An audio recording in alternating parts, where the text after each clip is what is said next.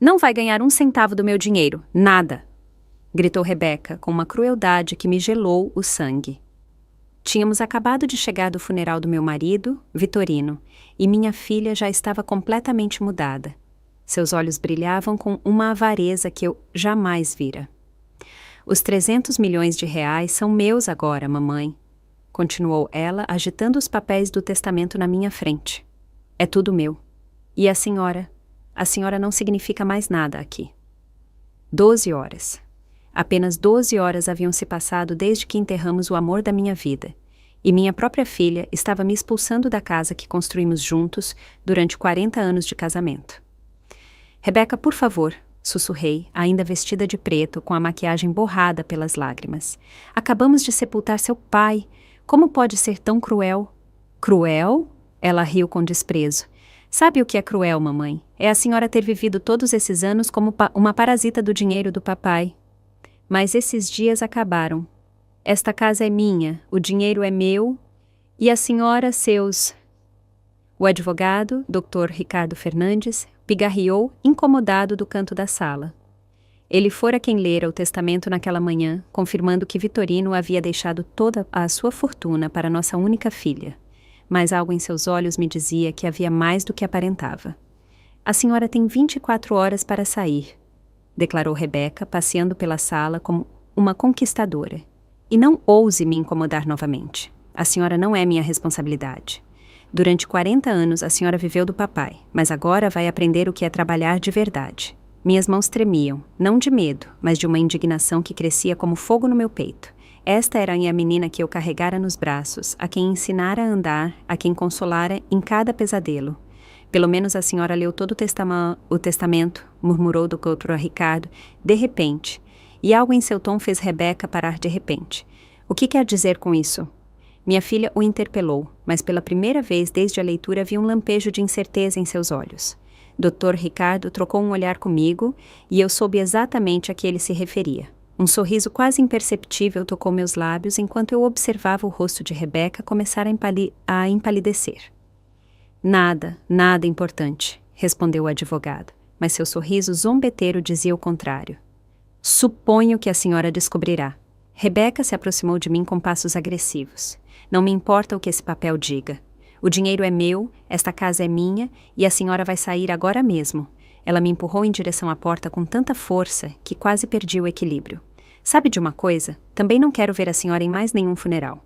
Para mim, a partir de hoje, a senhora está morta. O barulho da porta batendo ecoou por toda a casa como um tiro. Fiquei parada no jardim, sob a leve chuva que começara a cair, olhando para a casa onde eu fora feliz por 4 décadas. As janelas que escolhemos juntos, o jardim que plantamos, as lembranças que agora se convertiam em cinzas. Caminhei lentamente em direção ao meu carro, sentindo cada passo como se carregasse pedras nos sapatos.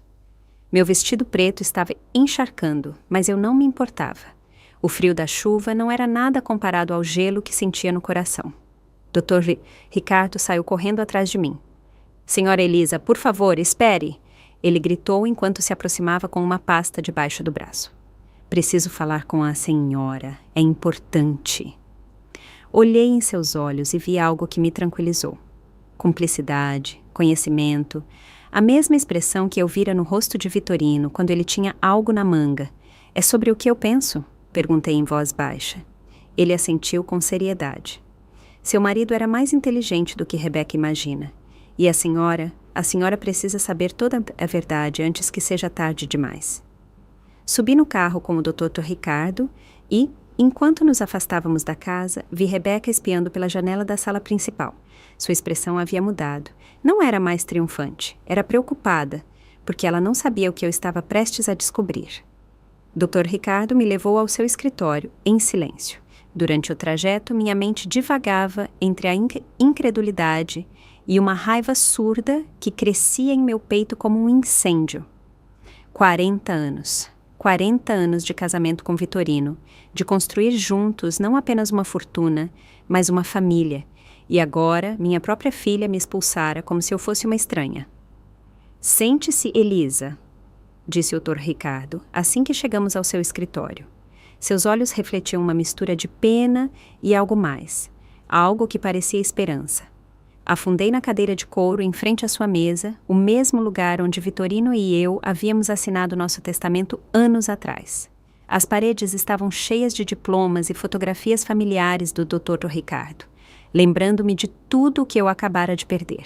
Elisa, há algo que Rebeca não sabe. Ele começou enquanto abria a pasta que trouxera do carro. Seu marido era um homem extraordinariamente previdente e conhecia muito bem o caráter de sua filha. Tirei um lenço da bolsa e sequei as lágrimas que não paravam de brotar. Dr. Ricardo, por favor, já perdi meu marido, agora perdi minha filha. Não me dê falsas esperanças. Não são falsas esperanças, Elisa, são fatos legais. Ele estendeu vários documentos sobre a mesa. Lembra-se de quando Vitorino insistiu para que viéssemos sozinhos há 6 meses, sem Rebeca. Assenti lentamente. Vitorino havia sido muito específico sobre aquela reunião.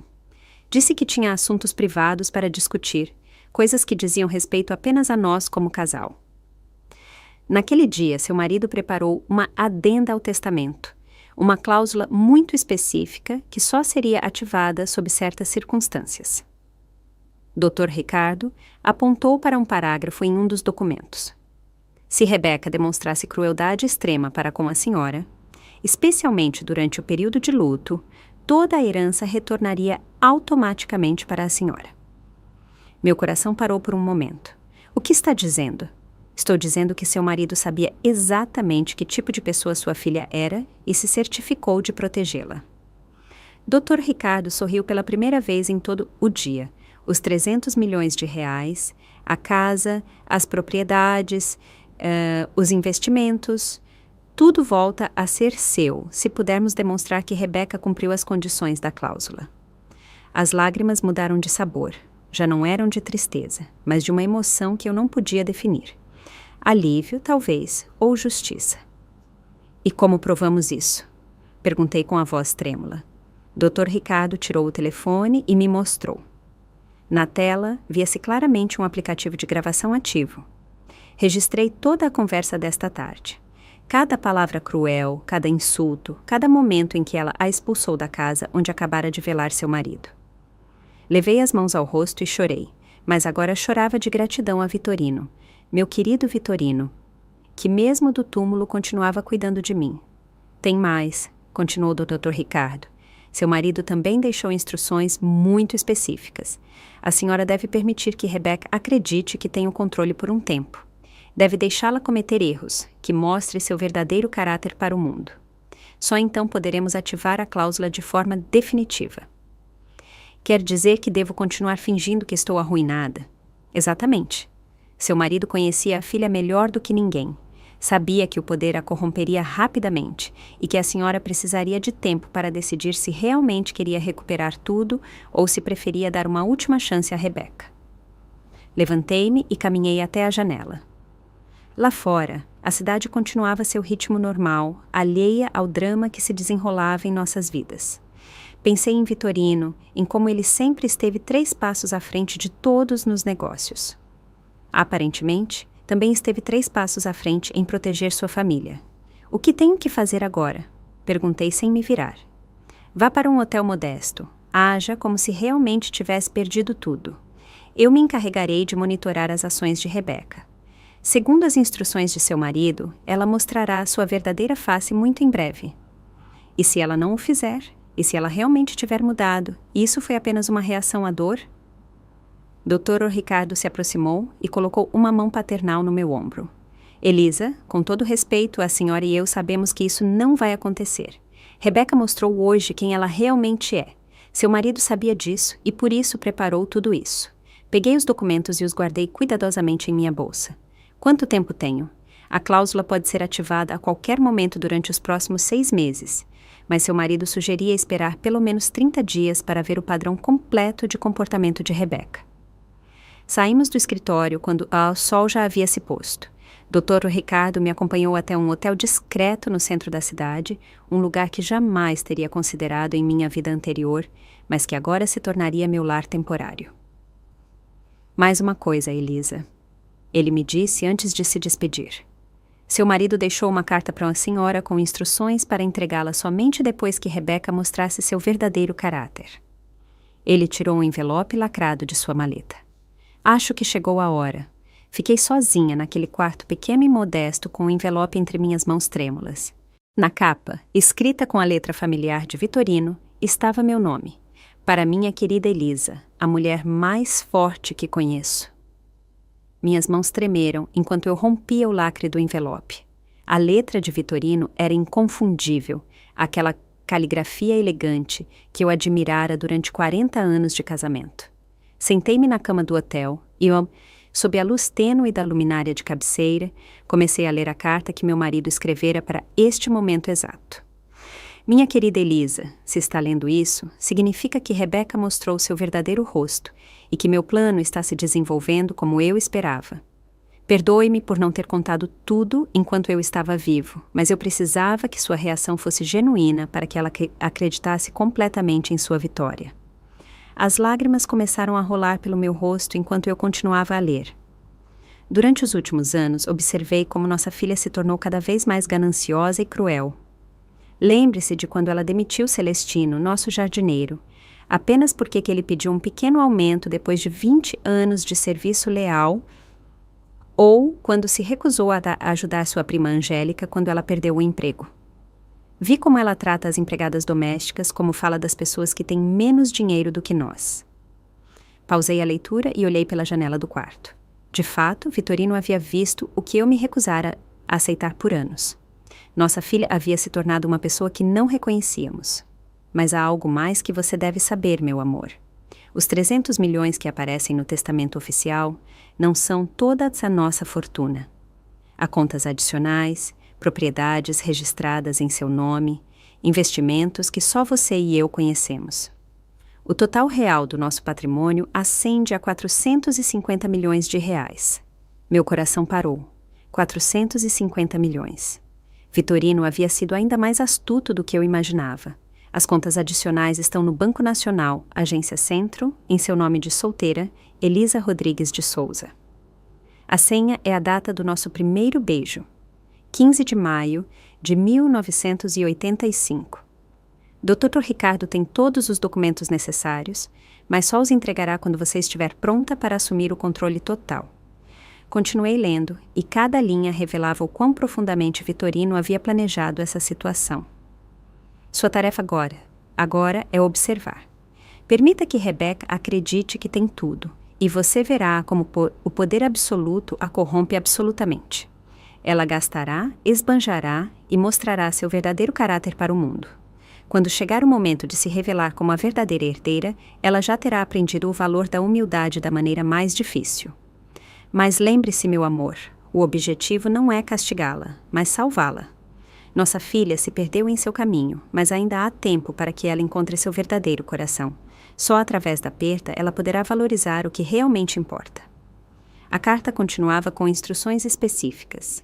Vitorino havia preparado tudo até o último detalhe, incluindo contatos de confiança que me ajudariam durante este período de transição e um plano, passo a passo, para recuperar não apenas minha fortuna, mas também, esperava ele, nossa filha. Confio em você para tomar as decisões corretas no momento certo. Você é a mulher mais sábia e compassiva que conheço e sei que encontrará a maneira de transformar esta tragédia em uma oportunidade de crescimento para toda a nossa família. No final da carta, havia uma nota que me fez sorrir através das lágrimas. PS. No banco, você também encontrará uma surpresa adicional. Nosso velho amigo Tobias tem discretamente gerenciado alguns investimentos em tecnologia que nem sequer incluem os cálculos principais. Digamos que nosso patrimônio real poderia ser ainda maior do que você imagina. Eu te amo eternamente, Vitorino. Dobrei a carta cuidadosamente e a guardei em minha bolsa junto com os documentos legais. Minha mente começou a processar toda a informação.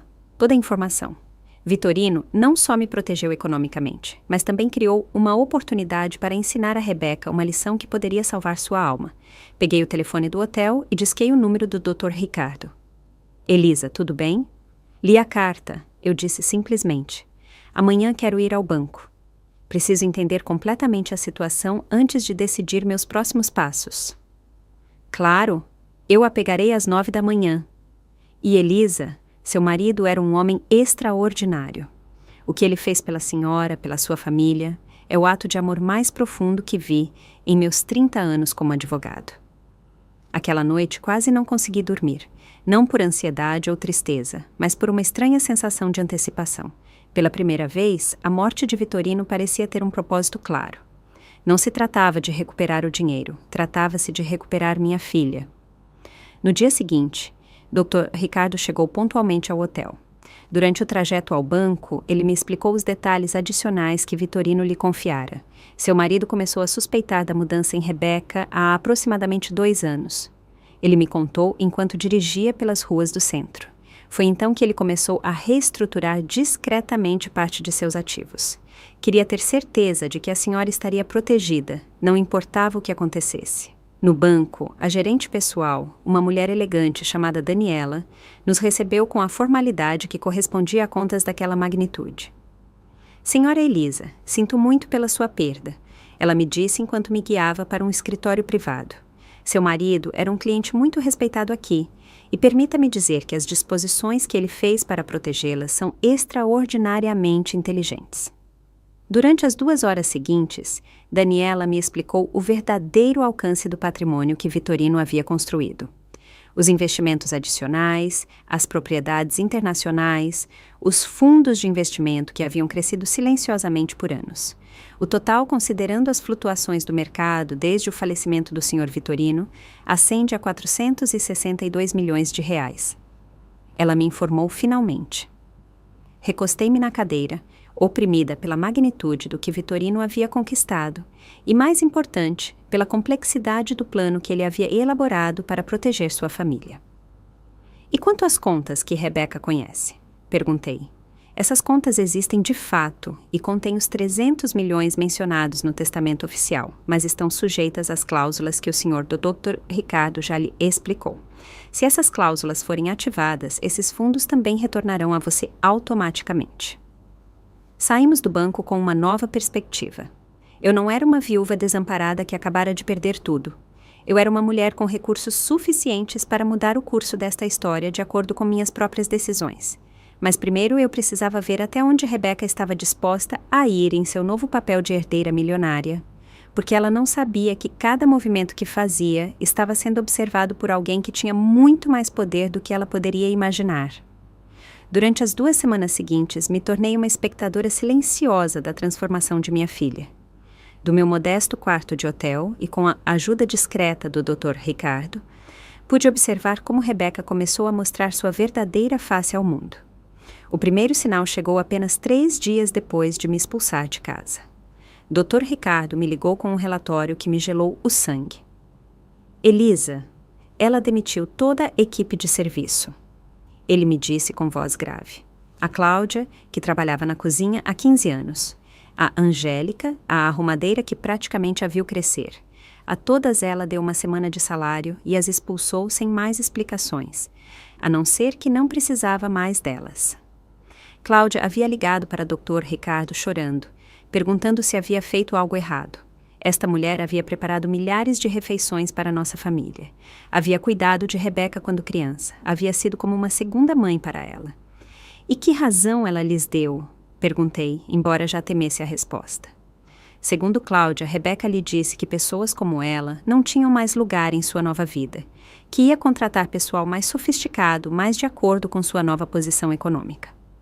Fechei os olhos e senti uma pontada de dor no peito. Vitorino havia tido razão. O dinheiro estava revelando a verdadeira natureza de nossa filha e não era nada bonita. Mas isso foi só o começo. Uma semana depois, Dr. Ricardo me mostrou fotografias que um investigador particular havia tirado sob as instruções de Vitorino. Nas imagens, via-se Rebeca saindo de lojas de luxo com sacolas que valiam mais do que o salário anual de nossos antigos funcionários. Ela gastou R$150 mil em um único dia. Dr. Ricardo me informou enquanto revisávamos as notas fiscais que ele havia conseguido obter legalmente. Roupas, joias, sapatos, coisas que ela não precisa, só porque pode comprá-las. Mas o que mais me doeu foi a fotografia onde ela aparecia rindo com suas novas amigas, aquelas mulheres superficiais que só haviam se aproximado dela depois de saber de sua herança. Na imagem, ela usava um vestido dourado que custava mais do que o carro de Cláudia enquanto bebia champanhe de uma garrafa que valia R$1.000. Tem mais, continuou o Dr. Ricardo, e sua expressão ficou ainda mais séria. Ontem ela foi ao clube social onde a senhora e seu marido eram membros há 20 anos. Cancelou sua membresia e pediu para ser apagada de todos os registros. O quê? Sussurrei, sentindo como se tivesse levado um soco no estômago. Ela disse ao gerente que a senhora não era mais relevante e que não queria que seu nome continuasse associado ao dela em lugar nenhum. Sentei-me na cama do hotel e chorei, não pela membresia do clube, mas pela crueldade calculada dessas ações. Rebeca não estava apenas desfrutando de sua nova riqueza. Ela estava deliberadamente apagando minha existência de sua vida. Naquela tarde, recebi uma ligação que jamais esperava. Era Celestino, nosso antigo jardineiro, o homem a quem Rebeca havia demitido anos atrás por pedir um aumento.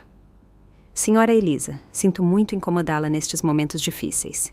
Ele me disse com sua voz gentil, mas preciso contar algo que aconteceu ontem. Celestino me explicou que havia ido à casa para oferecer suas condolências pela morte de Vitorino, mas Rebeca o havia recebido com uma frieza que o deixara sem palavras. Ela me disse que gente como eu não tinha direito de estar naquela casa, gritou para eu ir embora e nunca mais voltar, que os pobres não podiam contaminar sua nova vida, relatou com a voz embargada.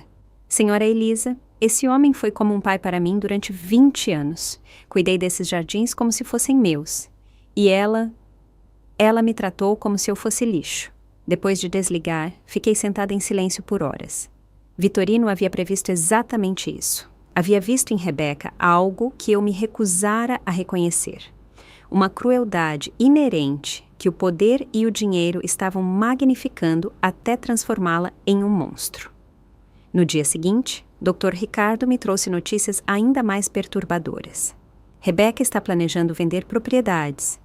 Ele me disse enquanto estendia vários documentos sobre a mesa do café do hotel.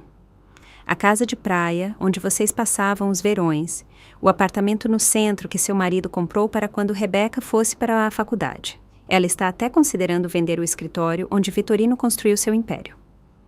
Por que ela venderia tudo isso? Perguntei, embora suspeitasse da resposta. Segundo o corretor de imóveis, ela quer liquidez imediata para investimentos mais emocionantes. Aparentemente, alguns novos amigos a convenceram a investir em negócios que prometem lucros rápidos. Durante os dias seguintes, observei das sombras como Rebeca continuava a destruir metodicamente tudo o que Vitorino e eu havíamos construído.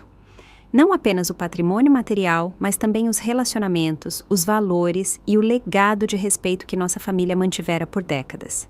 A gota d'água chegou exatamente 3 semanas após minha expulsão. Dr. Ricardo me ligou às 6 da manhã, algo que ele só faria em uma emergência. Elisa, a senhora precisa vir ao meu escritório imediatamente. Ele me disse com urgência. Rebeca fez algo que muda tudo. 1 hora depois, eu estava sentada em frente à mesa do Dr. Ricardo, assistindo a um vídeo em seu computador que me deixou sem fôlego. Na gravação, feita pelas câmeras de segurança do clube social, via-se Rebeca chegando a uma reunião beneficente que Vitorino e eu organizávamos anualmente há 10 anos. A reunião continuava este ano em memória de Vitorino, e esperava-se que Rebeca fizesse uma doação simbólica para manter a tradição familiar. Em vez disso, a vimos chegar com uma atitude arrogante, vestida como uma rainha, e interromper o evento para anunciar que cancelava todas as doações que nossa família havia prometido. Meu pai está morto, a ouvimos dizer diante de uma plateia horrorizada. E com ele morreram suas estúpidas caridades. Esse dinheiro tem usos melhores do que desperdiçá-lo com gente que não sabe valorizá-lo. Os rostos de choque e desgosto no vídeo eram evidentes.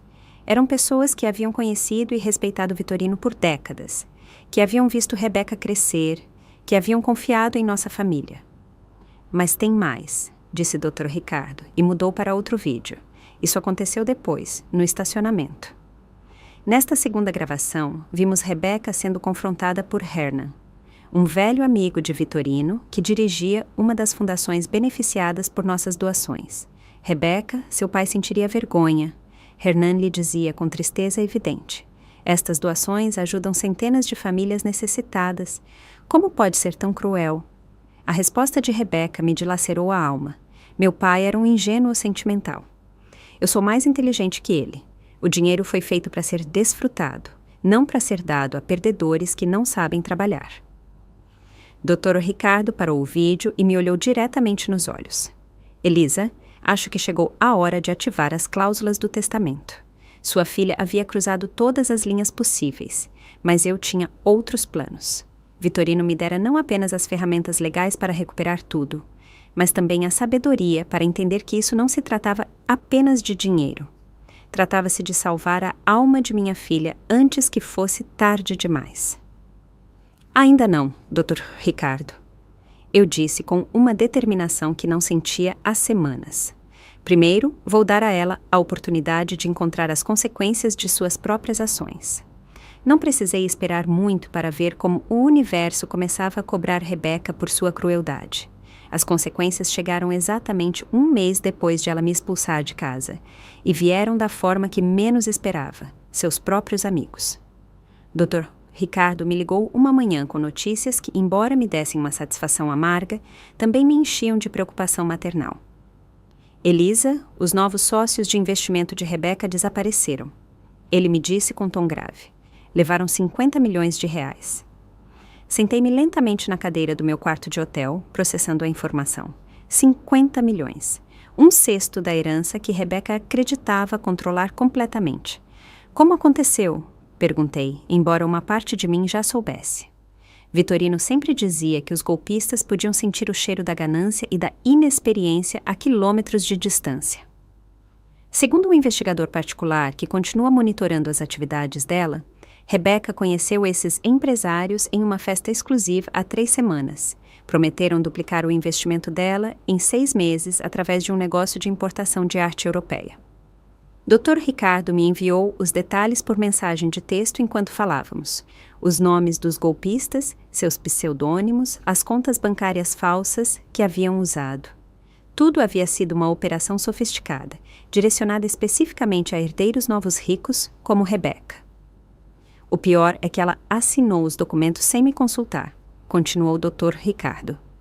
Aparentemente, ela lhes disse que não precisava mais de advogados porque confiava em seu instinto empresarial. Naquela tarde, recebi uma ligação que jamais pensei que chegaria. Era a Rebeca. Sua voz soava diferente, menor, assustada. Mamãe, ela sussurrou, e por um momento soou como a menina que eu costumava consolar quando tinha pesadelos. Olá, Rebeca, respondi com calma, preparando-me mentalmente para o que viria. Eu preciso falar com a senhora. Poderíamos nos ver? Onde a senhora gostaria que nos víssemos? Perguntei, notando como ela evitava mencionar a casa. Nossa casa. A senhora poderia vir para casa, por favor? 30 minutos depois, eu estava parada em frente à porta da casa, onde eu fora feliz por 40 anos. Rebeca abriu imediatamente, como se estivesse esperando junto à janela. Ela parecia terrível. Seu cabelo perfeitamente arrumado estava despenteado, sua maquiagem borrada e ela usava o mesmo vestido verde de ontem. Entre, por favor, ela me disse, evitando meu olhar. A casa estava irreconhecível. Os móveis que Vitorino e eu havíamos escolhido juntos foram substituídos por peças modernas e frias. As fotografias familiares haviam desaparecido, substituídas por arte abstrata, cara, que não tinha alma. Até o cheiro era diferente, como se tivessem apagado até as memórias do ar. O que aconteceu, Rebeca? Perguntei, embora já soubesse a resposta. Ela desabou no sofá novo e começou a chorar. Fui enganada, mamãe. Perdi 50 milhões de reais. Aqueles homens em quem confiei desapareceram com tudo. Sentei-me ao lado dela, lutando contra o impulso maternal de consolá-la imediatamente. Essa era a lição que Vitorino havia previsto, e eu sabia que deveria deixar que fizesse efeito completo. E o que você pensa em fazer agora? Perguntei com gentileza. Não sei, ela soluça. Os advogados que consultei dizem que é quase impossível recuperar o dinheiro. Os golpistas usaram identidades falsas e contas em paraísos fiscais. Dr. Ricardo se recusou a me ajudar quando pedi para ele lidar com o caso. Claro que Dr. Ricardo havia se recusado. Ele sabia perfeitamente que essa situação fazia parte do plano de Vitorino para ensinar a Rebeca sobre as consequências de suas ações. Rebeca, por que me ligou? Perguntei diretamente. Ela levantou os olhos para mim e, pela primeira vez em meses, vi algo parecido com humildade em seus olhos. Por quê? Porque percebi que não tenho mais ninguém. Todos esses amigos que pensei que tinha desapareceram assim que souberam do dinheiro perdido. E eu tratei terrivelmente todas as pessoas que realmente me amavam, incluindo a senhora. As lágrimas fluíram mais fortes, especialmente a senhora mamãe. O que fiz foi imperdoável. Expulsei a senhora de casa logo depois do funeral do papai, quando mais precisava de mim. Fui cruel. Fui horrível com a senhora. Era a primeira vez que a ouvia assumir responsabilidade por suas ações em anos, mas eu sabia que ainda não havíamos chegado ao fundo desta lição. E o que espera que eu faça agora? Perguntei. Não sei, ela admitiu. Sei que não mereço sua ajuda depois do que fiz, mas a senhora poderia me ajudar a descobrir como sair dessa confusão. Aceitei ficar aquela noite, mas não no meu antigo quarto principal. Rebeca havia transformado aquele espaço em seu próprio dormitório, eliminando até o último rastro de Vitorino. Em vez disso, dormi no quarto de hóspedes. Um lembrete constante de como meu status havia mudado nesta casa. Durante os dias seguintes, observei Rebeca lutar com a realidade de suas decisões. O dinheiro restante ainda era uma fortuna considerável, mas as perdas a haviam assustado profundamente. Pela primeira vez em sua vida, ela entendeu que o dinheiro não era infinito e que as más decisões tinham consequências reais. Mamãe, a senhora acha que o papai estaria decepcionado comigo? Ela me perguntou uma noite enquanto jantávamos em silêncio. A pergunta me partiu o coração porque eu sabia que Vitorino havia previsto exatamente essa situação. Ele havia amado a filha o suficiente para permitir que ela cometesse erros dolorosos se isso significasse que aprenderia lições cruciais. Seu pai a amava profundamente, Rebeca, mas também valorizava a honestidade, a compaixão e a responsabilidade. Você o que acha? Ela abaixou o olhar. Acho que ele estaria muito decepcionado, não só pelo dinheiro perdido, mas por como tratei as pessoas, a senhora, a Cláudia, o Celestino, todos que nos amaram por anos. E o que você pensa em fazer a respeito? Não sei se há algo que eu possa fazer. Algumas coisas não podem ser desfeitas, certo? Essa pergunta me mostrou que ela finalmente estava começando a entender a gravidade de suas ações, mas ainda faltava a prova mais importante. 3 dias depois, chegou a segunda crise. Dr. Ricardo me ligou cedo pela manhã com notícias que eu sabia que eventualmente chegariam. Elisa, o banco está solicitando auditorias de todas as contas da herança. Aparentemente, alguém relatou movimentos suspeitos depois do golpe. O que isso significa? Significa que eles vão congelar temporariamente todos os ativos enquanto investigam. Rebeca vai ficar efetivamente sem acesso ao seu dinheiro por pelo menos 2 meses. Desliguei o telefone e subi para contar a Rebeca. Sua reação me disse tudo o que eu precisava saber sobre se ela realmente havia aprendido algo com essa experiência. Ela ficou em silêncio por longos minutos, processando a informação.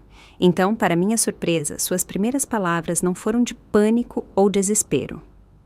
Suponho que é isso que mereço, ela disse com voz calma. Depois de tudo o que fiz, depois de como tratei a todos, talvez seja a hora de eu aprender a viver como uma pessoa normal. Essa resposta me deu esperança, mas eu sabia que a verdadeira prova viria nas próximas semanas, quando ela tivesse que enfrentar as consequências de suas ações sem a rede de segurança de sua herança. Os 2 meses seguintes foram os mais reveladores na vida de minha filha. Com as contas bancárias congeladas e apenas o dinheiro em espécie que tinha disponível, Rebeca foi forçada a enfrentar uma realidade que jamais havia experimentado: a limitação econômica. No início, ela tentou manter seu estilo de vida extravagante com os cartões de crédito e as joias que havia comprado. Mas quando as contas começaram a chegar e os pagamentos venceram, a realidade a atingiu como um tapa-frio. Mamãe, não entendo como isso funciona, ela me disse uma manhã, sentada na mesa da cozinha, com uma pilha de contas à sua frente. Esses números não batem. Os gastos mensais da casa são mais altos do que qualquer salário normal. Era-se a primeira vez em sua vida que ela via as contas reais de manter nosso estilo de vida. Vitorino e eu sempre havíamos nos encarregado de tudo, protegendo-a das responsabilidades financeiras até transformá-la em uma adulta que não sabia o preço real de nada. Quanto você acha que custa para manter esta casa mensalmente? Perguntei, genuinamente curiosa para saber se ela tinha alguma noção da realidade. Não sei, 5.000? Ela respondeu com incerteza. 22.000, eu lhe disse, mostrando as contas de serviços, manutenção, seguros e pessoal de limpeza que ela havia contratado depois de demitir nossos funcionários leais. Seu rosto ficou pálido. 22.000 por mês? E isso sem contar comida, gasolina ou qualquer gasto pessoal só para manter as luzes acesas e a casa funcionando. Foi então que ela realmente começou a entender a magnitude de sua situação. Sem acesso às contas principais e com os gastos fixos que havia criado, ela estava ficando sem dinheiro rapidamente. "O que vou fazer?" ela murmurou. E pela primeira vez, desde que era criança, vi medo real em seus olhos. "Bem", eu disse calmamente, "você poderia começar a procurar um emprego." Ela riu com amargura. "Um emprego? Mamãe, eu não sei fazer nada. Nunca trabalhei um dia na minha vida. Quem vai me contratar?" Era uma pergunta válida e dolorosa.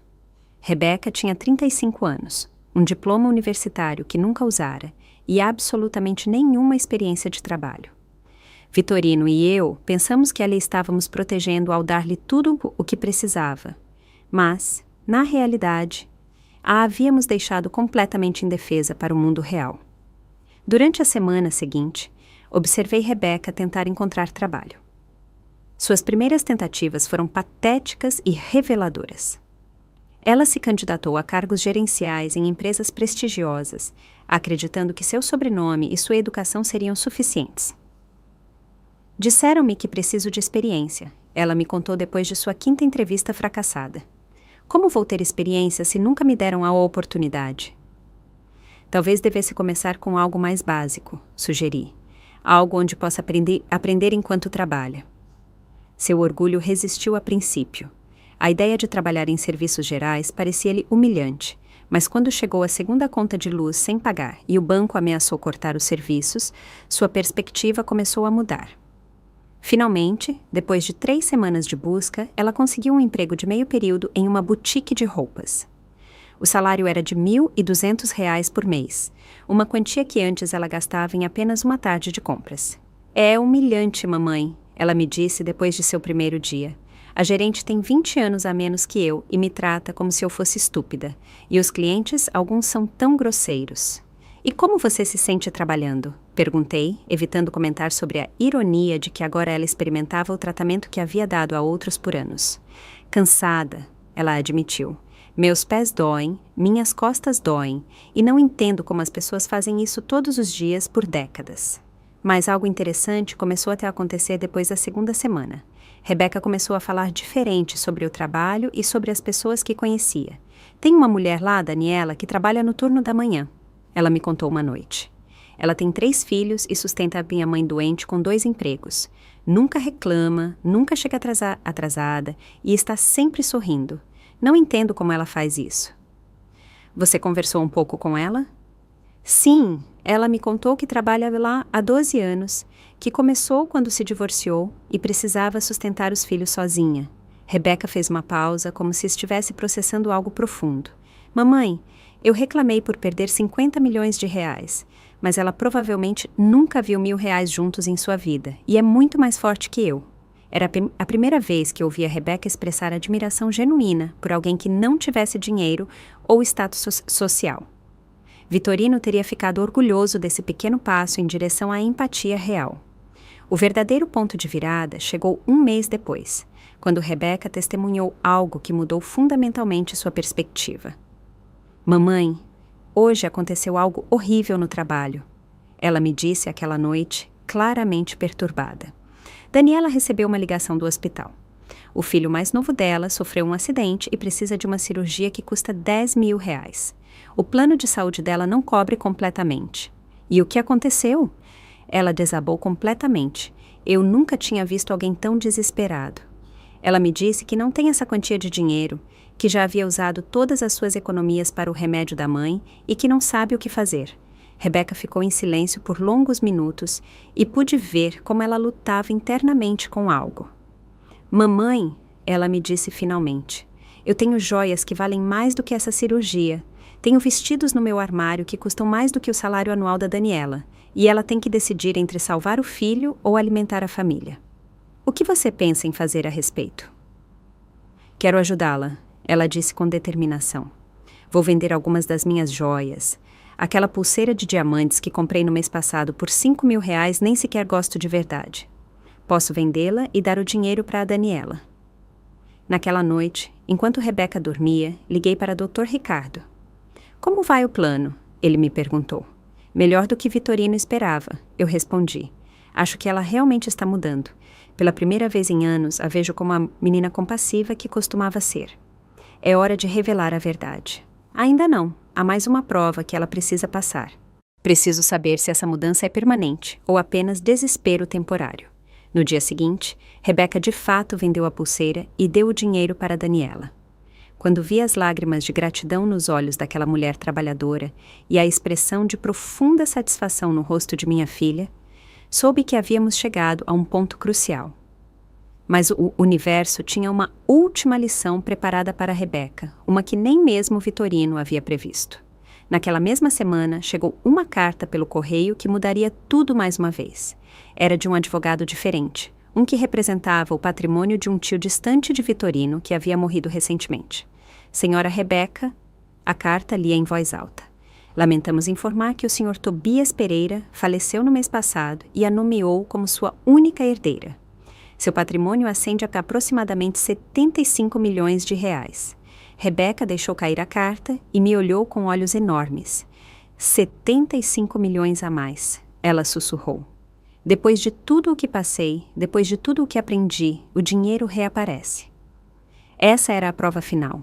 O que Rebecca faria com uma nova fortuna depois de ter experimentado a pobreza relativa e descoberto a compaixão? A carta sobre a herança de Tobias era real, mas havia um detalhe que Rebecca não sabia. Eu tinha poder de veto sobre essa herança, de acordo com um acordo familiar que Vitorino havia estabelecido anos atrás. Tobias havia sido seu irmão mais novo, um homem solitário que sempre respeitara o julgamento de Vitorino sobre a família. Decidi não revelar imediatamente esse detalhe a Rebecca. Em vez disso, queria ver como ela reagiria à possibilidade de recuperar uma fortuna depois de ter chegado ao fundo do poço. Sua primeira reação foi reveladora. Não consigo acreditar, ela murmurou enquanto relia a carta pela 5ª vez. Justo quando pensei que havia perdido tudo, quando finalmente estava aprendendo a viver de maneira diferente, isso aparece. Como você se sente a respeito? Perguntei, observando cuidadosamente sua expressão. Confusa, ela admitiu. Há 2 meses, isso teria sido a resposta para todos os meus problemas. Eu teria corrido imediatamente para reivindicar o dinheiro e teria voltado à minha vida anterior. Mas agora, o quê? Agora não tenho certeza se quero voltar a essa vida. Ela sentou-se no sofá e olhou pela janela para o jardim que Celestino havia cuidado com tanto amor por anos. Mamãe, a senhora sabe o que descobri trabalhando naquela loja? Conte-me. Descobri que sou capaz de fazer coisas que nunca pensei que poderia fazer, que posso trabalhar 8 horas seguidas, que posso resolver problemas, que posso ajudar as pessoas, e pela primeira vez na minha vida, quando alguém me diz obrigada, sei que realmente mereci. Suas palavras me encheram de uma esperança que eu não sentia há meses. Essa era a Rebecca que Vitorino e eu esperávamos ver emergir algum dia. Mas também sei que 75 milhões de reais poderiam ajudar muitas pessoas. Ela continuou. Poderiam ajudar a Daniela, a Cláudia, o Celestino, todas as pessoas que tratei mal quando acreditava que o dinheiro me tornava superior a eles. Naquela noite, Rebecca fez algo que me surpreendeu completamente. Em vez de celebrar ou fazer planos para reivindicar imediatamente a herança, ela sentou-se à mesa da cozinha com um caderno e começou a escrever. O que você está fazendo? Perguntei. Estou fazendo uma lista. Ela respondeu sem levantar os olhos. Uma lista de todas as pessoas que machuquei, de todas as coisas que fiz de errado e de como eu poderia usar esse dinheiro para repará-las. Durante as 2 horas seguintes, observei-a escrever nomes, quantias e planos detalhados. Daniela e seu filho estavam na lista, é claro, mas também Cláudia, Celestino, as fundações de caridade que ela havia cancelado e até mesmo os funcionários da boutique que trabalhavam por salários mínimos. Mamãe, posso perguntar uma coisa? Ela me disse quando terminou de escrever. Claro. A senhora acha que o papai me perdoaria por tudo o que fiz? A pergunta me partiu o coração porque eu sabia que Vitorino havia planejado exatamente este momento de autodescoberta e arrependimento. Seu pai a amava incondicionalmente, Rebeca, mas mais do que o perdão, ele queria que você encontrasse seu caminho para se tornar a pessoa que ele sabia que poderia ser. E a senhora acha que estou encontrando? Antes que eu pudesse responder, o telefone tocou. Era Dr. Ricardo e sua voz soava urgente. Elisa, preciso falar com a senhora e com Rebeca imediatamente. Surgiu algo importante sobre a herança de Tobias. Que tipo de algo? Prefiro explicar pessoalmente. Podem vir ao meu escritório amanhã de manhã. Aquela noite quase não consegui dormir. Eu sabia que Dr. Ricardo provavelmente queria discutir meu poder de veto sobre a herança de Tobias e que havia chegado a hora de tomar uma decisão crucial sobre o futuro de Rebeca. No dia seguinte, chegamos cedo ao escritório do Dr. Ricardo. Rebeca usava seu uniforme da boutique, já que tinha que trabalhar depois da reunião. Vê-la vestida de maneira simples, com sapatos confortáveis em vez de saltos de grife, me lembrou o quanto ela havia mudado nesses meses. Sentem-se, por favor, Dr. Ricardo nos disse com expressão séria. Rebeca, há algo sobre a herança de seu tio Tobias que precisa saber. Rebeca inclinou-se para a frente, atenta. Seu tio Tobias era um homem muito sábio e conhecia bem a situação que se desenvolveu após a morte de seu pai. Antes de morrer, ele estabeleceu uma condição muito específica para sua herança. Que tipo de condição? Perguntou Rebeca, e pude ouvir a ansiedade em sua voz. Dr. Ricardo abriu uma pasta e tirou um documento. A herança só pode ser reivindicada se sua mãe, Elisa, certificar por escrito que você demonstrou uma mudança fundamental em seu caráter e que está preparada para gerenciar responsavelmente uma fortuna dessa magnitude. O silêncio preencheu o escritório como um peso denso. Rebeca se virou para mim lentamente e vi em seus olhos uma mistura de compreensão, surpresa e algo que parecia ser alívio. A senhora sabia disso? Ela me perguntou com voz suave. Eu soube ontem à noite, quando o Dr. Ricardo me ligou. Menti piedosamente. Não era o momento de revelar que eu sabia desse detalhe desde o início. E o que a senhora pensa? Ela perguntou, e sua voz tremeu ligeiramente. A senhora acha que mudei o suficiente para merecer essa responsabilidade? Era a pergunta que eu esperava há meses. A pergunta que determinaria não apenas o futuro financeiro de Rebeca, mas também o tipo de pessoa em que ela se tornaria nos próximos anos de sua vida. Antes de responder a isso, eu disse, quero fazer uma pergunta. Se eu decidisse que você não está pronta, se perdesse essa herança para sempre, como você se sentiria? Rebeca pensou por longos minutos antes de responder. Há 2 meses, eu teria me desesperado, teria suplicado, teria prometido qualquer coisa, teria feito um escândalo. Ela pausou e me olhou diretamente nos olhos. Mas agora acho que ficaria bem. Aprendi que posso sobreviver sem milhões de reais.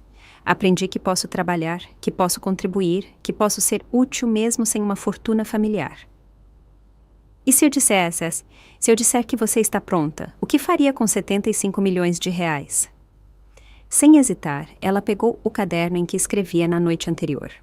Primeiro, repararia todo o dano que fiz, compensaria as pessoas que machuquei, restauraria as doações que cancelei e me certificaria de que ninguém mais sofresse por meu egoísmo passado. Sua voz ficou mais forte enquanto falava. Depois, usaria o dinheiro para criar oportunidades reais, bolsas de estudo, programas de treinamento profissional, apoio a mães solteiras como Daniela. E para você, o que restaria para sua vida pessoal? O suficiente para viver confortavelmente, mas não extravagantemente. Já não preciso provar meu valor através do que compro ou onde moro. Ela sorriu com uma doçura que eu não via há anos. Mamãe, esses meses me ensinaram que a verdadeira riqueza não está na conta bancária, está nos relacionamentos que você constrói, na diferença que você faz na vida dos outros, em poder se olhar no espelho e respeitar a pessoa que você vê lá. Dr. Ricardo e eu trocamos olhares. Era evidente que Rebecca havia passado na prova final, mas ainda restava mais uma revelação, uma que mudaria tudo o que ela acreditava saber sobre os últimos meses de sua vida. Rebecca, eu disse, respirando profundamente antes de continuar, há algo mais que você precisa saber, algo que seu pai planejou desde o momento em que começou a se preocupar com seu caráter. Ela me olhou com curiosidade, mas pude ver um brilho de apreensão em seus olhos.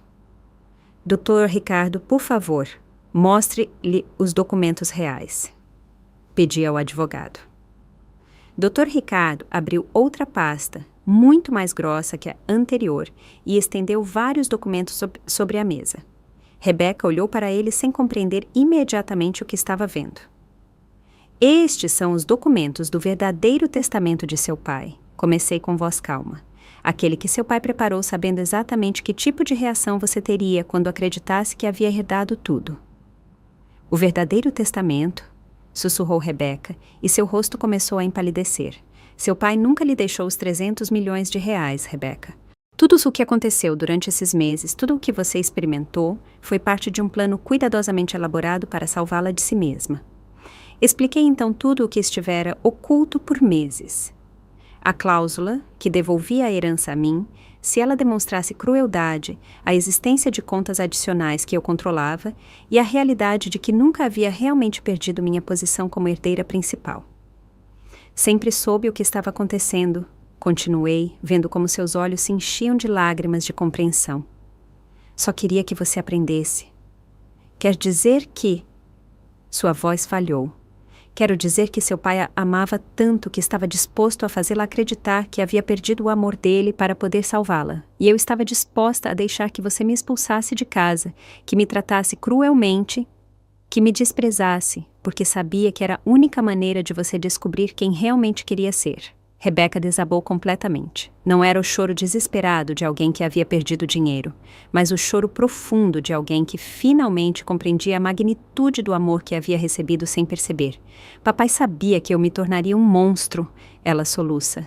E mesmo assim, ele encontrou uma maneira de me salvar. E a senhora suportou todo o meu veneno, sabendo que podia me parar a qualquer momento. Seu pai escreveu em sua carta que o objetivo nunca foi castigá-la, mas salvá-la. E eu estava disposta a suportar qualquer coisa se isso significasse recuperar minha filha. Dr. Ricardo nos alcançou uma caixa de lenços e esperou pacientemente enquanto Rebecca processava toda a informação. Então, os 50 milhões que perdi com os golpistas? Perguntou entre soluços. Eram reais, respondeu Dr. Ricardo. Essa parte não estava planejada. Seu pai havia colocado essa quantia em contas que você realmente podia usar, esperando que cometesse erros financeiros que lhe ensinassem lições valiosas. Os golpistas simplesmente aceleraram esse processo. E a herança do tio Tobias também é real, eu disse. Mas como agora você sabe, está condicionada à minha aprovação.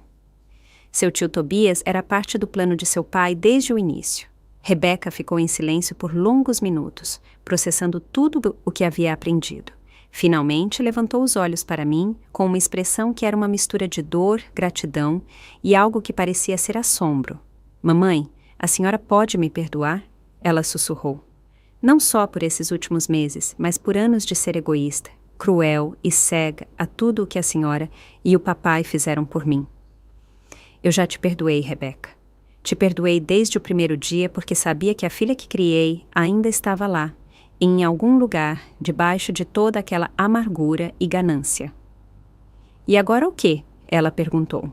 O que acontece com todo o dinheiro, com a herança real? Peguei um documento que havia preparado na noite anterior com a ajuda do Dr. Ricardo. Decidi dividir tudo igualmente entre nós, eu disse, mas com condições específicas. Sua parte estará em um fundo administrado conjuntamente por nós duas. Cada decisão financeira importante teremos que tomar juntas, e uma parte significativa deve ser obrigatoriamente destinada a causas beneficentes e reparação do dano que você causou. E se eu não aceitar essas condições? Então você receberá uma quantia fixa para viver confortavelmente, mas não terá acesso à fortuna principal. A decisão é sua. Rebeca não hesitou nem por um segundo. Aceito. Aceito todas as condições. Ela se levantou do assento e caminhou até a janela. Mamãe, durante esses meses aprendi algo que nunca entendi antes. O dinheiro só tem valor se você souber como usá-lo para fazer o bem. Sem essa sabedoria, é apenas papel que corrompe sua alma. E quanto ao seu trabalho na boutique? Vou continuar trabalhando lá. Ela respondeu com determinação. Pelo menos por mais um tempo. Daniela e as outras mulheres se tornaram minhas amigas reais, não como aquelas sanguessugas que me rodeavam antes. E gosto da sensação de ganhar meu salário, por menor que seja. Dr. Ricardo começou a preparar os documentos oficiais enquanto Rebeca e eu conversávamos sobre os próximos passos, mas havia uma conversa a mais que precisávamos ter. Rebeca, há algo que preciso perguntar e quero que você seja completamente honesta comigo. Claro. Você está fazendo tudo isso, essa mudança de atitude, porque realmente mudou ou porque agora sabe que eu controlo o dinheiro? Era a pergunta mais importante, a que determinaria se tudo o que havíamos passado havia valido a pena. Rebeca refletiu cuidadosamente antes de responder. Há 2 horas, quando acreditava que dependia de sua aprovação para obter a herança do tio Tobias, já havia decidido que mesmo se a senhora me negasse essa herança, continuaria tentando ser uma pessoa melhor. Não pelo dinheiro, mas porque finalmente gosto da pessoa que estou começando a ser. Ela se aproximou de mim e pegou minhas mãos nas suas. Mamãe, esses meses de trabalho, de luta, de conhecer gente real com problemas reais, me ensinaram algo que 35 anos de privilégio nunca puderam me ensinar. Que a verdadeira riqueza vem dos relacionamentos que você constrói e do bem que você faz no mundo. O dinheiro é apenas uma ferramenta para conseguir isso. E você tem certeza de que não voltará a ser a pessoa que era antes? Não posso prometer que nunca cometerei erros. Ela admitiu honestamente. Mas posso prometer que nunca mais esquecerei as lições que aprendi nesses meses. E se alguma vez começar a me desviar, espero que a senhora me pare de novo. Naquela tarde, assinamos todos os documentos necessários. Rebeca oficialmente se tornou coproprietária de uma fortuna que agora ascendia a mais de 500 milhões de reais, incluindo a herança de Tobias e os investimentos que haviam crescido durante os meses de crise. Mas mais importante do que qualquer quantia de dinheiro era o que havíamos recuperado, nossa relação como mãe e filha, e a oportunidade de usar nossa riqueza para fazer uma diferença real no mundo. Quando saímos do escritório do Dr. Ricardo, Rebeca me surpreendeu com um pedido inesperado. Mamãe, poderíamos ir visitar o Celestino? Quero pedir perdão a ele pessoalmente e oferecer-lhe não apenas seu trabalho de volta, mas a possibilidade de expandir os jardins e talvez começar um programa de treinamento para outros jardineiros. Enquanto caminhávamos em direção ao carro, refleti sobre o milagre que havia presenciado. Vitorino havia tido razão desde o princípio. Às vezes, para salvar alguém que você ama, você precisa estar disposto a deixar que chegue ao fundo do poço, que aprenda com seus erros, que descubra por si mesmo o valor das coisas importantes. Mas ainda restava uma surpresa final. Algo que nem mesmo Vitorino havia previsto e que mudaria nossa perspectiva sobre toda essa experiência. 3 meses depois de nossa reconciliação, enquanto organizávamos a primeira reunião anual da fundação que havíamos estabelecido em memória de Vitorino, chegou uma carta que mudaria para sempre nossa compreensão de toda essa experiência. Era de um tabelião do Rio de Janeiro nos informando sobre um cofre de segurança que Vitorino havia mantido em segredo por anos. O cofre só podia ser aberto depois que certas condições específicas fossem cumpridas, que Rebeca tivesse trabalhado por seu próprio dinheiro por pelo menos 3 meses, que tivesse ajudado genuinamente alguém necessitado e que mãe e filha tivessem assinado documentos de reconciliação oficial. Papai realmente pensou em tudo, murmurou Rebeca enquanto líamos a carta juntas. Ele até tinha planos para depois que aprendêssemos as lições. Viajamos para o Rio de Janeiro naquela mesma semana. No banco, um funcionário nos conduziu a um cofre subterrâneo onde esperava um cofre metálico médio. Quando o abrimos, encontramos algo que nenhuma de nós esperava. Além de alguns documentos financeiros adicionais, havia uma coleção de cartas, todas escritas por Vitorino durante os últimos 2 anos de sua vida. Cartas datadas e numeradas, dirigidas a momentos específicos do nosso processo de cura familiar. A primeira carta estava marcada para quando Rebeca tivesse aprendido o valor do trabalho. Minha querida filha, leu Rebeca em voz alta com lágrimas escorrendo pelo rosto. Se está lendo isso, significa que você descobriu algo que eu sempre soube que estava dentro de você. A capacidade de ser forte, independente e compassiva. O trabalho não é um castigo. É um presente que a conecta com sua própria capacidade e dignidade. A segunda carta era dirigida a mim, para Elisa, a mulher mais valente que conheço. Meu amor eterno, li com voz trêmula. Obrigado por ser forte quando eu não pude ser. Obrigado por amar nossa filha o suficiente para deixá-la cometer erros dolorosos. Sei que esses meses foram os mais difíceis de sua vida, mas também sei que você é a única pessoa no mundo capaz de guiar Rebeca de volta ao seu verdadeiro coração. Mas a carta que mais nos impactou foi a última, marcada para quando mãe e filha fossem realmente família novamente. Meus 2 amores, começava. Se estão lendo isso juntas, significa que o milagre que eu esperava realmente aconteceu. Rebeca, você descobriu que a verdadeira riqueza não está no que você possui, mas no que você dá. Elisa, você demonstrou mais uma vez que o amor verdadeiro às vezes exige a maior coragem, deixar ir para poder recuperar. Mas há algo mais que precisam saber, continuava a carta. Algo que mantive em segredo até de Dr. Ricardo até este momento. Durante os últimos 5 anos, tenho doado silenciosamente milhões de reais para organizações beneficentes ao redor do mundo. Não o fiz através de nossa fundação familiar porque queria que fosse completamente anônimo. Rebeca e eu nos olhamos com assombro enquanto eu continuava a ler. Tenho pago secretamente a educação universitária de mais de 500 estudantes de baixa renda. Tenho financiado 3 hospitais em áreas rurais do Nordeste e do Sul do Brasil. Tenho estabelecido fundos para mães solteiras, programas de alimentação infantil e abrigos para vítimas de violência doméstica. Tudo isso fiz sem lhes dizer porque queria ter certeza de que, quando vocês assumissem o controle de nossa fortuna, seria pelas razões corretas. A carta explicava que Vitorino havia doado quase 100 milhões de reais durante esses anos, mas que havia estruturado as doações de forma que continuariam automaticamente após sua morte se nós demonstrássemos estar preparadas para continuar seu legado. A conta real do nosso patrimônio familiar, incluindo as doações programadas e os compromissos futuros, é de 650 milhões de reais, revelava a carta. Mas vem com a maior responsabilidade que podem imaginar. Usar essa riqueza para mudar vidas, não apenas para viver confortavelmente. No final da carta, havia instruções específicas sobre como continuar com os programas de caridade que Vitorino havia estabelecido, contatos das organizações que haviam estado recebendo doações anônimas e um plano detalhado para expandir esses esforços durante os próximos 20 anos. PS, terminava a carta. Neste cofre, vocês também encontrarão a escritura de uma casa em cada um dos lugares onde ajudamos. Nordeste, Sul e 3 cidades do Sudeste do Brasil. Não são para que as usem como casas de férias, mas como centros de operação para supervisionar pessoalmente o impacto de suas doações. Quero que conheçam as famílias que ajudam, que vejam diretamente como suas decisões mudam vidas reais.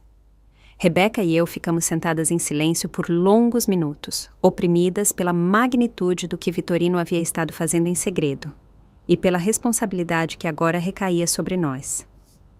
Mamãe, disse finalmente Rebeca, a senhora percebe o que isso significa? Significa que seu pai não estava apenas nos ensinando sobre dinheiro e caráter, eu respondi. Ele estava nos preparando para nos tornarmos administradoras de um legado que vai muito além de nossa família. Durante as semanas seguintes, começamos a contatar as organizações que Vitorino havia estado apoiando secretamente. Cada conversa nos revelava novas dimensões de sua generosidade silenciosa. Diretores de orfanatos que não sabiam como agradecer ao anjo anônimo que havia salvado suas instituições. Mães que haviam podido alimentar seus filhos graças aos programas que ele financiava. Estudantes que haviam se formado na faculdade sem saber quem havia pago sua educação. É avassalador, Rebeca me confessou uma noite enquanto revisávamos os relatórios de impacto das doações. Papai ajudou milhares de pessoas sem esperar nunca reconhecimento ou gratidão. Como podemos estar à altura desse exemplo? Não temos que estar à altura imediatamente, eu respondi. Só temos que começar um passo de cada vez, uma família de cada vez. Decidimos começar visitando os centros que Vitorino havia estabelecido. Nossa primeira viagem foi a um hospital em uma zona rural do nordeste do Brasil que ele havia financiado completamente. Ver os médicos salvando vidas com equipamentos que nosso dinheiro havia proporcionado, conhecer as famílias que haviam recebido tratamento gratuito, foi uma experiência que mudou fundamentalmente nossa perspectiva sobre o que significava ser ricas. Isso é o que papai queria que entendêssemos, Rebeca me disse enquanto carregava um bebê que havia nascido saudável graças à incubadora que nós havíamos doado. O dinheiro não é um prêmio que ganhamos, é uma ferramenta que nos foi confiada para fazer o trabalho de Deus na Terra. 1 ano depois de nossa reconciliação, estabelecemos oficialmente a Fundação Vitorino Azevedo, com Rebeca como diretora executiva e eu como presidente do conselho. Rebeca havia deixado seu trabalho na boutique, mas manteve suas amizades com Daniela e as outras mulheres que havia conhecido lá. De fato, várias delas agora trabalhavam para nossa fundação, usando suas experiências de vida real para identificar e ajudar famílias necessitadas. Sabe o que é o mais estranho de tudo isso? Rebeca me perguntou durante a inauguração de nosso 10º programa de bolsas de estudo. O quê? Sou mais feliz agora, trabalhando 14 horas por dia para ajudar os outros, do que jamais fui quando podia comprar qualquer coisa que quisesse. Papai tinha razão. A verdadeira felicidade vem de saber que sua vida tem um propósito maior do que você mesma. Naquela noite, enquanto revisávamos as solicitações para nosso novo programa de microcréditos para mães solteiras, refleti sobre a jornada extraordinária que havíamos vivido. Vitorino havia orquestrado não apenas a salvação da alma de sua filha, mas a transformação completa de nossa família em algo muito mais poderoso e significativo do que jamais havíamos sido. Mamãe, Rebeca me disse enquanto selávamos a aprovação para 50 novos empréstimos. A senhora acha que o papai estaria orgulhoso de nós? Olhei para minha filha, que havia passado de uma herdeira egoísta e cruel para se tornar uma mulher dedicada a mudar o mundo. Uma família de cada vez. Pensei em Vitorino, em seu plano incrivelmente complexo para nos salvar a todas, em sua fé em que o amor e a sabedoria poderiam triunfar sobre a ganância e o egoísmo. Acho que seu pai sabia exatamente no que nos tornaríamos. Eu respondi. E acho que neste momento, de onde quer que esteja, ele está sorrindo porque seu plano não só funcionou, mas superou até mesmo suas expectativas mais otimistas. Rebeca sorriu e continuou trabalhando. Lá fora, a cidade dormia, alheia ao fato de que naquele escritório modesto 2 mulheres trabalhavam até tarde, planejando como usar uma fortuna para mudar o mundo. Eu não a salvei com dinheiro. Eu a salvei ensinando-a a salvar a si mesma.